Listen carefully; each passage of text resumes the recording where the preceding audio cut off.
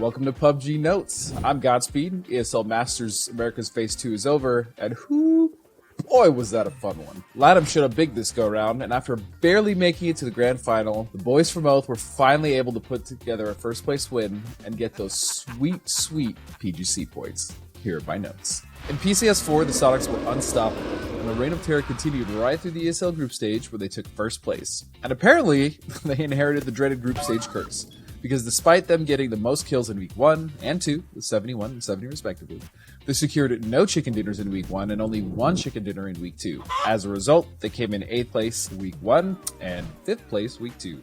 But don't fret, Sonics fans. PCS5 is coming up quickly, and I'm sure we'll figure out how to secure the endgame wins they need. Acresce, Fumba, and Young Kings showed up big and let everyone know what LATAM is capable of. With the top teams for the previous PCSs basically being the same NA teams each time, this shakeup is an exciting change of pace. And as the two sub-regions learn more and more about each other, I wouldn't be surprised if we see even more LATAM teams showing up on the top of the leaderboards.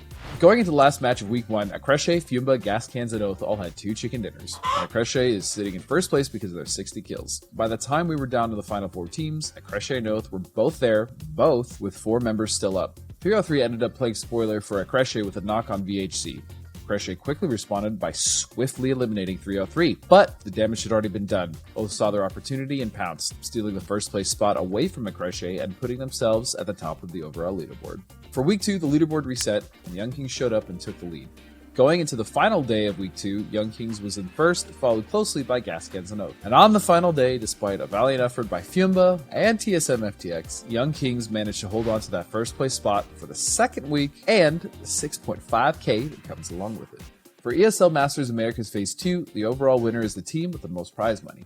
Oath winning 6.5k in Week 1 and 1.5k in Week 2 for a total of 8k gave them the win. Young Kings, Fumba, and Gascans rounded out the top 4. Despite being tied for total prize money, Fumba ultimately came in third over Gascans because they had more total kills, which is the tiebreaker when both teams are tied with total prize money and total chicken dinners. This was an action-packed and exciting tournament that really showed what's great about the Americas being combined into one super region.